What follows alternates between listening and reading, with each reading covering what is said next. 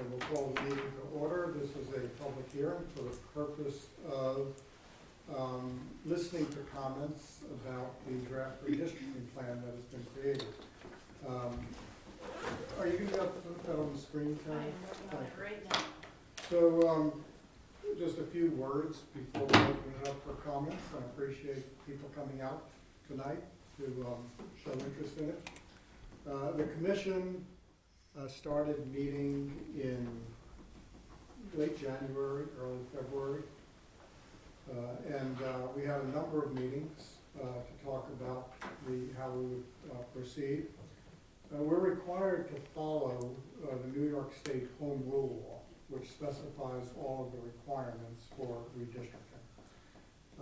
The number one requirement is quite strict, and the state made it stricter this year than it has been in past years.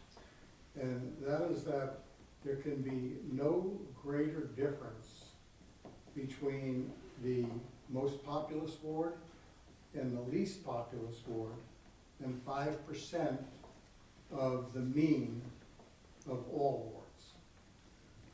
That adds up to, Greg, do you remember how many people that 5% is? Was it about 80? 80 something, yeah. 80 something? So that means that the most populous ward can have no more than 80 people more than the least populous ward. So that's a high bar for us to meet. In addition to that, that's the most important thing, and that's a mandate. Mm-hmm. Then the other requirements are requirements that come in orders of priority, and only if we can meet them in those orders of priority. So number one is we meet the 5% rule. Then I don't remember the exact order of it, I don't have it in front of me, but the other requirements are that we do nothing that will have a negative impact on minority communities, so that they become less empowered to be able to elect their candidate of choice. And so we paid attention to that. Another is that the wards are contiguous, so that you don't have an island here of the first ward and an island here of the first ward. And we succeeded in doing that.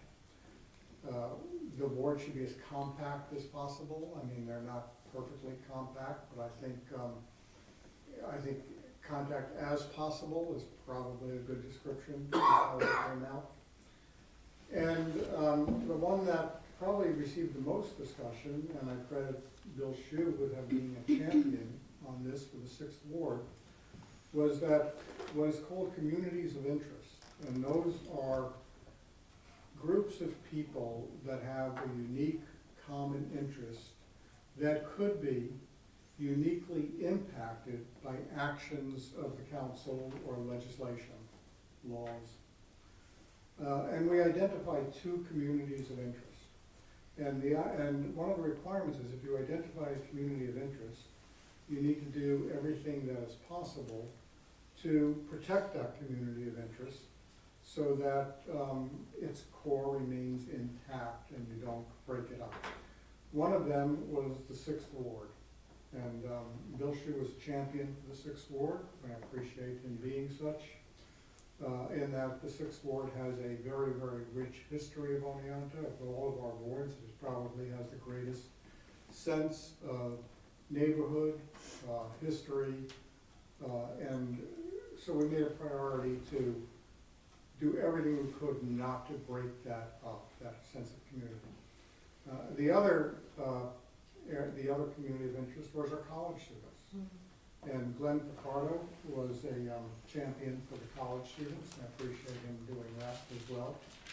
And in looking on how we divided up the campus into different wards, because you can't put 2,000 students in one ward because we're only allowed to have about 1,300 people in each ward. So in dividing the students up, we wanted to make sure that we weren't dividing them up to the extent that we were minimizing their ability as a group to elect people that they want to elect. Now, we know that historically, our college students don't vote in any great numbers, but we hope that will change. I mean, we you know, they're citizens of this community, and we want them to vote, and we hope that they will vote.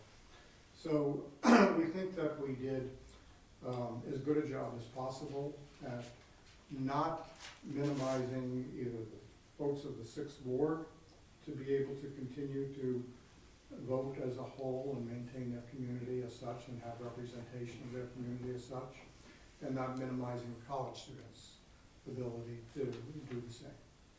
So finally, I have to say a giant thank you to Greg Mattice, the city administrator. When Greg heard that we wanted to hire a consultant for about $16,000, so Greg said, let me have a shot at this. And so the commission agreed to let him have a shot at it. And Greg was amazing. I mean, he really, he went back on a computer with his GPS, what GPS knowledge he had. He had help from Maureen, who gave was tremendous amount of assistance and with her expertise. And they came back on the first attempt, which we said was just going to be a draft. We'll just see how well we'll just come up with something where the numbers work. I'm sure there'll be problems with it. The entire commission looked at it and couldn't find a thing that we would do differently. And so the entire commission said, we unanimously endorse this. So a big thank you to Greg because he did a quality job. We know he's got plenty of else to do on his plate right now. And so really appreciate him stepping up and save taxpayers $16,000 in the course of doing so. And we know that there are more important and better things for the city to spend $16,000 on than hiring a consultant to do this. So thank you, Greg. Much appreciated. Welcome. Thank you. So with that, I'm going to turn it over to Greg so he can explain a little bit of the process he went through in putting this map together. Sure. So maybe it would be helpful if you wanted to just zoom in Any particular anywhere, section? anywhere, just to, so they can kind of see what the data is showing. We took the data from the U.S. Census, obviously.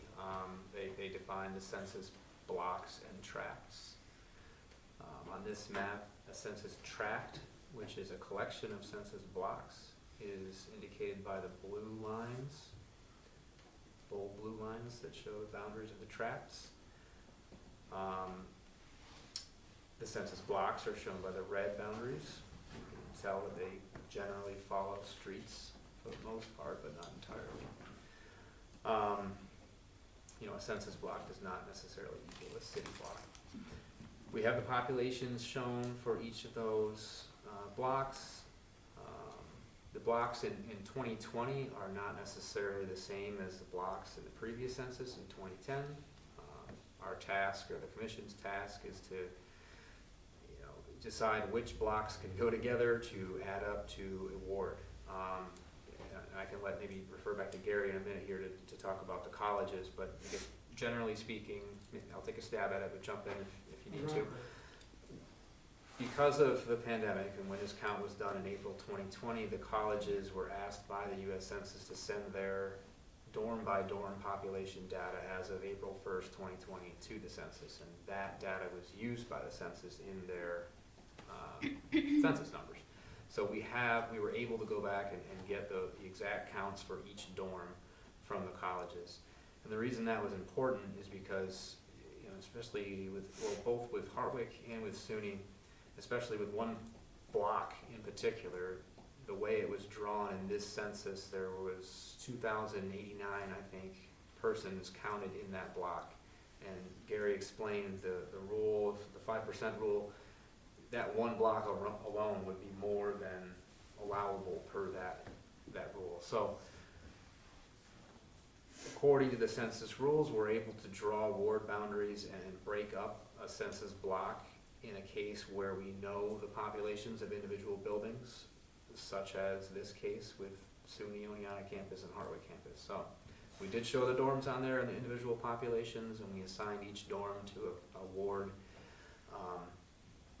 in a way that would work out. So the process I went through was really just looking at Excel sheet first. We've got all the different blocks and their current populations, and just shuffling things around until we were able to get within the tolerances that we're supposed to be, so that the ward populations were relatively close enough according to the census. So obviously we didn't want to, my intent was not to shift ward boundaries around more than necessary.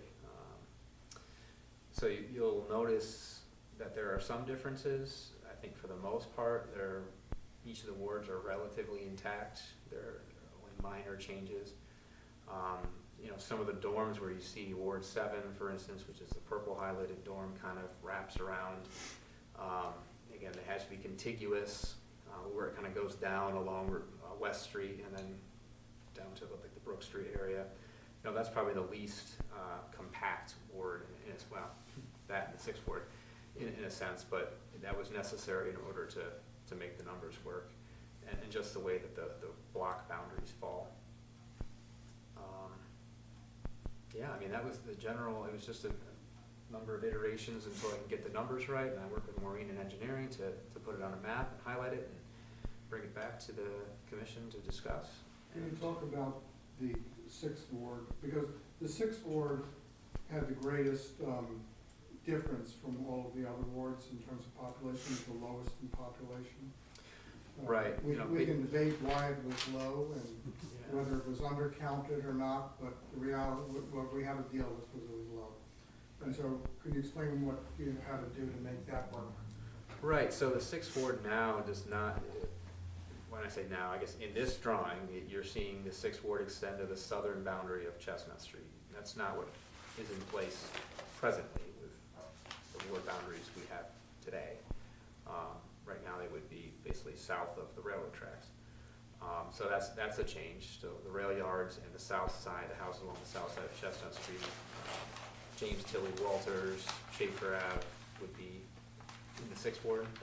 The parcel also, if you go closer to the 8th ward, so like the southern and western side of Fairview, Cliff, Spring, those houses could be in the 6th ward, which is currently there in, must be the 5th ward.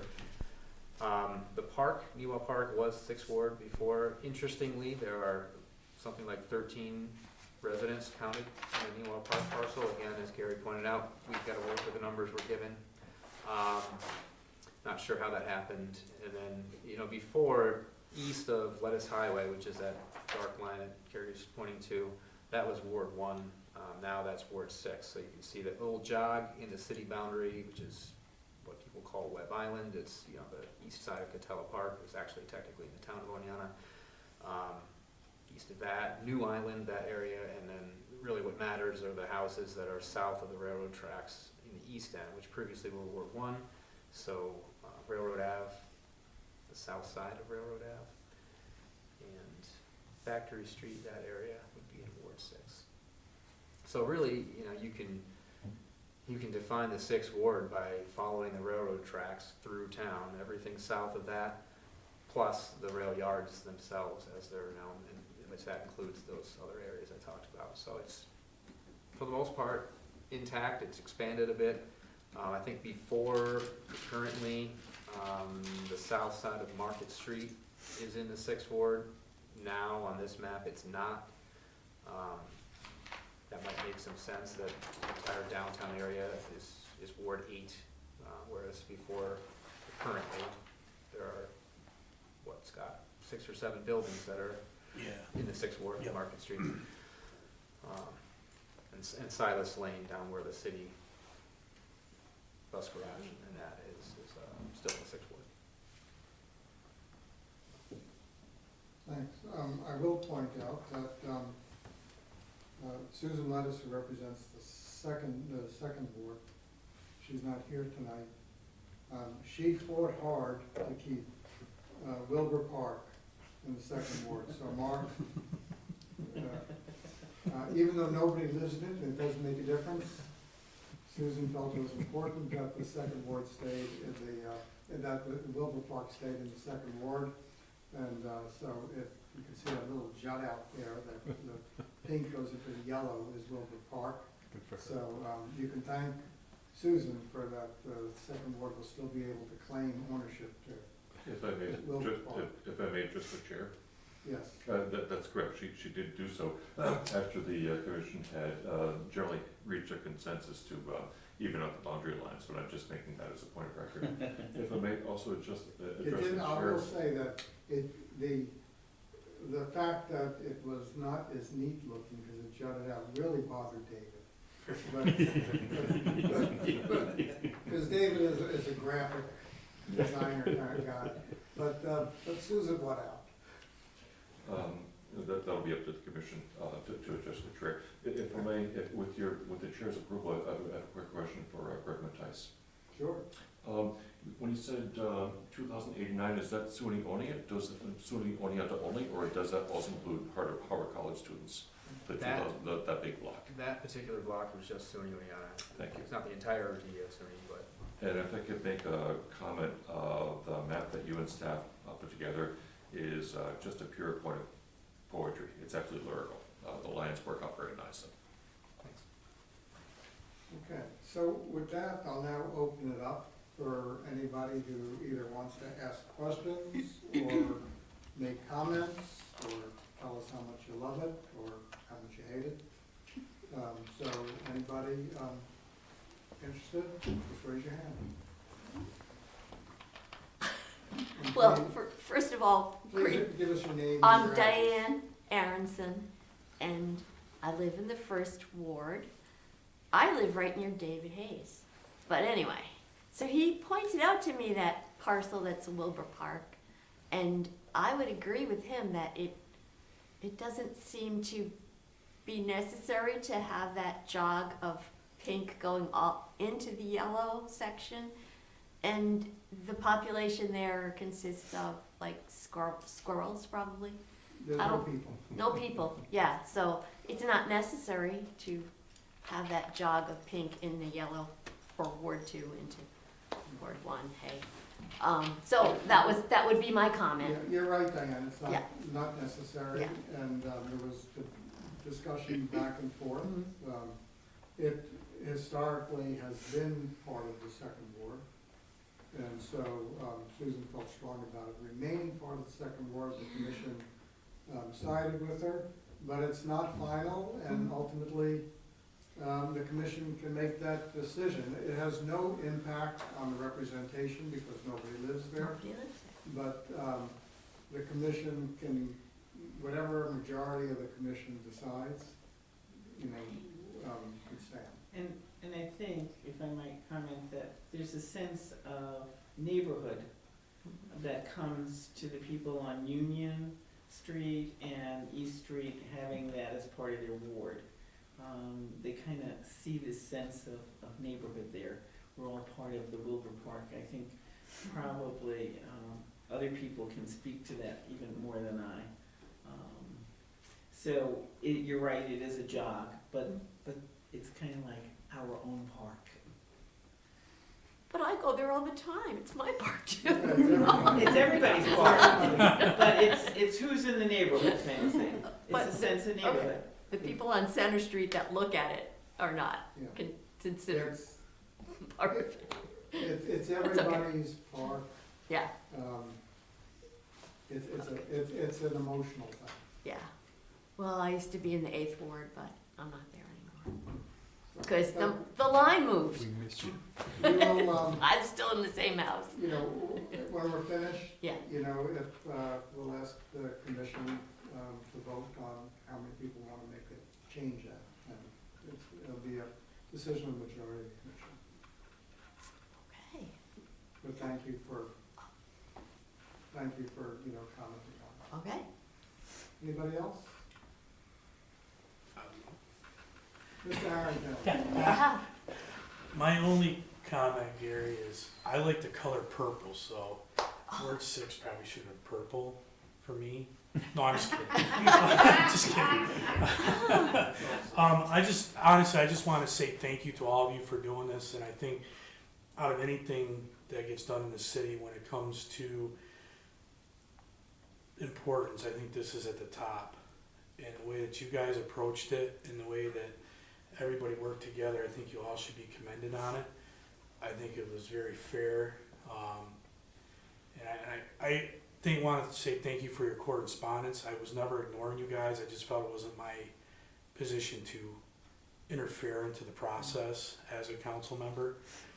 But I just want to say thank you again, and taking everything into consideration, everything you guys had to do in the short amount of time that you managed to accomplish it. You guys really deserve a round of applause, and I hope you guys feel good about yourself, because this is a lot of hard work in a short time, so thank you for doing it. With the chair's permission, if I may just, Go ahead. the Alderman. This was a collaborative effort. We really do need to acknowledge city staff. This commission came in within 4.95% of what we have to do by statute, but we do need to give credit to the staff for crunching the numbers and making our job that much less complicated. Thank you, Scott. Mr. Mayor? I should know better than to follow Scott. But on behalf of myself and all of the city, I'm sure, I just want to thank every single member of this commission and the city staff for the work that's gone into this. Is to echo Scott, one of the more important things that we could be taking on. The fact that we saved the city $16,000 in the process, not such a small thing. That was a piece of equipment that cost $16,000. Oh, we know how that's gonna go. That was the Anyway, paper, so wasn't it? on behalf of myself and the city, thank you so much, folks. Anybody else? If nobody else has any comments, questions? Yes, please. Hi, my name is Jasmine Ahmed. I go to Hartwick College. One of our dorms are in like the 8th ward. I know it's really hard to get young people to vote, but like to make that one specific dorm in a whole different ward, and like that makes the complication for like to get them registered to vote, and like it's already hard to get them to vote in general, but to making it a little bit harder than everyone else around you. Is there a way for you to maybe change that, or any other input on that? You know, I really appreciate your comment, and I really appreciate where you're coming from and your desire to get college students to vote more. Greg, I'll let you talk about why it was necessary to divide that up. Yeah, I mean, I won't say that this is the only solution possible, but without significant changes to the shape, I guess, of the 8th ward, I think you'd have to, to take that out and then add something else in, it would be a significant shift. Really, it was just trying to find a way to make the numbers work out. I can't say I picked that ward for that dorm for any reason other than the number that it had on it, and the fact that it was contiguous with the existing 8th ward. So, for me, my role in it was really just how do the numbers and the spatial orientation of the blocks work out. That's As good as answers I can Yeah, I appreciate your comment, and do you think that it would make a difference? If that ward was in the same, if that dorm was in the same ward as the other dorms on campus, do you think it would make a difference? I'm not sure looking at, maybe not, but I guess also it's like a freshman hall, so maybe like not all of them can vote, but Is it a freshman dorm? it is. So I guess in that sense, it probably doesn't even matter, because half of them probably can't even, vote because they're 17. Can I Yeah. address? So, I'm a former 8th Ward council member, the mighty 8th. And I just want to tell you that in terms of your engaging folks in the idea of voting, the 8th Ward encompasses downtown. And if there was ever a selling point for someone to want to be engaged in voting, it would be to be connective to a council member who's representing the part of Oneonta that maybe most would care about. So for what it's worth, I'll give you a sales pitch. I mean, I can certainly understand. I mean, that was one of the concepts of declaring the students a community of interest, and that if the students make up a very small number of a ward, they don't have much power in their vote. You know, if there's a common interest in a candidate, because that candidate will better represent the student population. So, I mean, I'm willing to ask Greg to take a look and see if there is something that can be done without causing other problems to accomplish that, or I'll look for comments from the other members of the commission, whether you would like him to do so, or you figure better off with what we have. David? First, we're so glad that you're here. Welcome. When young people register to vote, they register with the county of Otsego County, which includes all the wards. So ultimately, it's not really critical whether it's Ward 5, Ward 7, Ward 8, or Ward 1. You're registering with Otsego County. That's what your voter card says. So it may not make that much of a difference in my view. As the mayor said, you're already in the downtown ward, which is actually, pretty juicy. So, yay for you. The difference is that they elect a representative only in the 8th ward, and I understand that the number of students is a small minority of the residents of the 8th ward, and if there's a candidate that the students feel represents their issues and their needs best, they would have a hard time electing that person because they're a small number, which is the whole concept behind a community of interest. But thoughts from members of the commission? I would agree with you. If possible, if Greg can take a look at it again, putting that district back in the 5th ward would create a lot of sort of Tetris type movements, but if possible, take another crack at it. I think one of our charges is to maintain a community interest, and that would really make more sense if all the students in Ward 5 were in Ward 5 from Hardwick at least. But again, if it's not feasible and it's going to screw up everything else, just keep the same. Because their first charge is the 5%. Right. Yes. Right. Yeah. We're looking at a population of 123. Yeah, I mean, it can be done fairly simply without causing a lot of problems. Other thoughts, anybody? If it can be done easily. For or then- against? Bill? Any change in number is gonna affect other wards. It's 120, 120 something. Yeah. Is it 120? So the- that's all? And I think you said it's the freshmen, Yeah, so It's only freshmen living in that one, yeah, usually it is. and very few freshmen. register to vote. Yeah, Here. and if there was something in their interest, like them, it's a very small population if you see like compared to the rest of the 8th ward, which are like residents here. Again, their voices, like Mayor said, would probably not be heard. you know.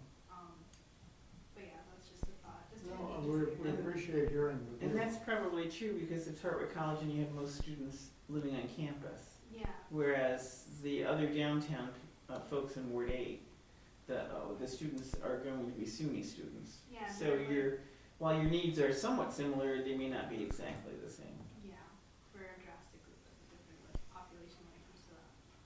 Well, does anybody object to Greg giving it a look? And if there's something that can be done without drastically upsetting the apple cart or causing other problems, to propose it. If there's no objections, we'll ask Greg to take a look at that. But I'm mindful of the Tetris comment. That's 123 is a big number, but we need to find some way to balance that out. Absolutely. It'll affect probably every ward. I mean, not that I'll Yeah. gladly take a look at it, but it'll shift some things around everywhere. Yeah, and it may not be feasible, it may cause other problems, you know. But, you know, thank you for pointing that out, and it's always good to hear that students care about this kind of thing. And we're glad you're here. Anybody else?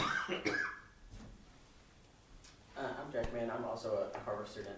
I want to make a similar comment about the Sumione Onsa dorm buildings, because it looks like they're kind of spread out across 4 wards, which I think previously was 5. If I might be mistaken on that, but like kind of in like it when you do kind of look at that, of maybe looking at Ward 7 and making that more contiguous with like adding some more of the dorms into Ward 7 while giving like Ward 4 kind of like that weird like squiggle line to make it more compact. Because I mean, it is hard to like do the number crunching, and like, you know, when you take from one place, you have to give it to another place, and it can make a real headache. But just of trying to keep those dorm buildings together, particularly because like if you're living on campus, like you will have a strengthened shared sense of community there, and then maybe a little pushback to putting students like in the 8th ward is, I mean, I've seen it a couple times where a lot of business interest is like kind of held there in the 8th ward rather than like consumer interests, where shop owners have like a big political say, which I'm not saying that's right or wrong. It's just like that is what it is. So when you look at why Wilder Dorm being cut off, is it makes it even more. It makes it harder for them to even have a voice, because they're not really considered when addressing like business concerns, if that makes sense. So, what specifically would you be advocating for? What change? Like with Ward 4, like those 2 dorm halls like up in the top, or I guess it's 3, I'm not entirely sure. Adding those, and then like that kind of where that Ward 7 kind of swings downward. Mm-hmm. I mean, I don't know if the numbers work with it or not, if like that could be added back to Ward, or if it could be added to Ward 4 to make them more compact. Do you follow that, Greg? I'm not quite sure. He wants to get rid of the arm that goes up there. Yeah. You know, there's another way to perhaps even think about this, because students could be very powerful if you think about each of those dorms having 2, 3, 400 students in them. If they were split among some of the wards, they'd have a lot of say in each of those wards. If you think about the wards only having 14 and 1,500 people in them, you could be very powerful with maybe 3 or 4 council members as opposed to just 1 or 2. So there's another way to consider looking at that if this doesn't work out.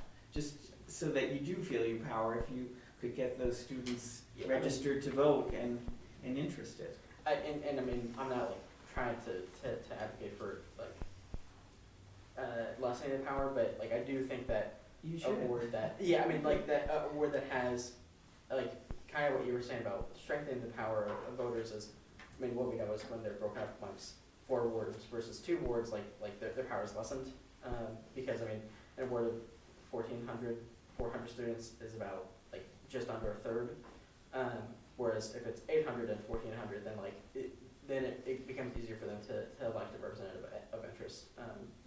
So, I mean, I see your point in like they'll have considerable strength, but that strength is like kind of diffused amongst different wards. Whereas like if it's consolidated into 2 or 3 different wards, their power is kind of brought up.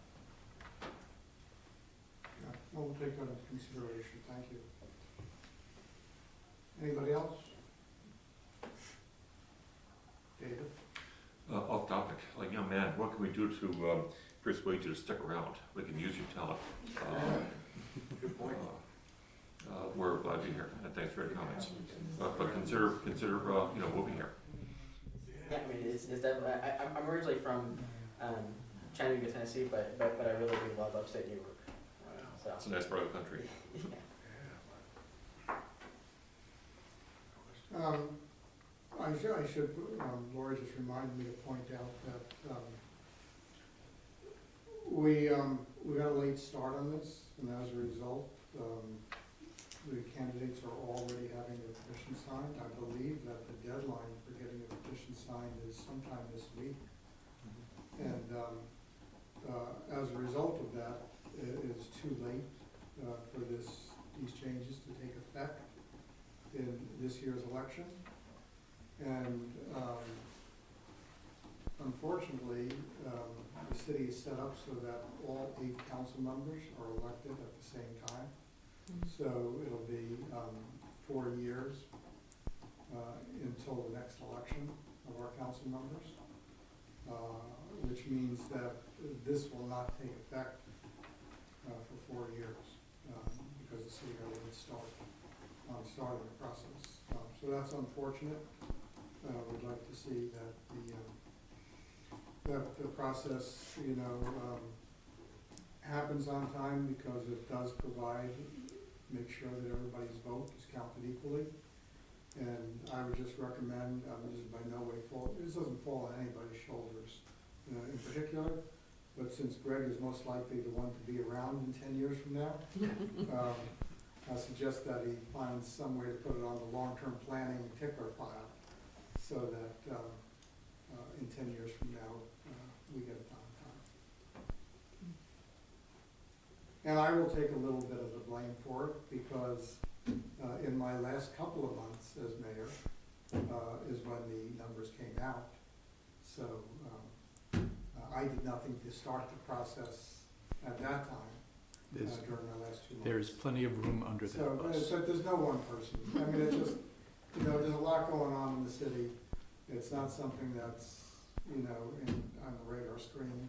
It'd be important thing is to get it done right. And it was one of those things. Anybody else? Okay, well, I really appreciate people who came out today to comment and show an interest in it. Particularly appreciate having our students come and show that they are active citizens in the city of Oneonta, and your vote counts as much as anybody's. You are official citizens of the city of Oneonta, and encourage you to do everything you can to encourage your fellow students to vote, make a difference, and we'll take a look at your comments. Any other comments from the commissioners? Then let me ask you the question that was brought up. How many would be in favor of moving the park, Wilbur Park, out of the second ward into the first ward? Point of order, Mayor, is this a commission meeting or a public hearing? Both. Okay. So I'll just show a hand. Is anybody, those who are in favor of making that move, just raise your hand. We have one vote in favor, so it doesn't pass. So. That's correct. You tried.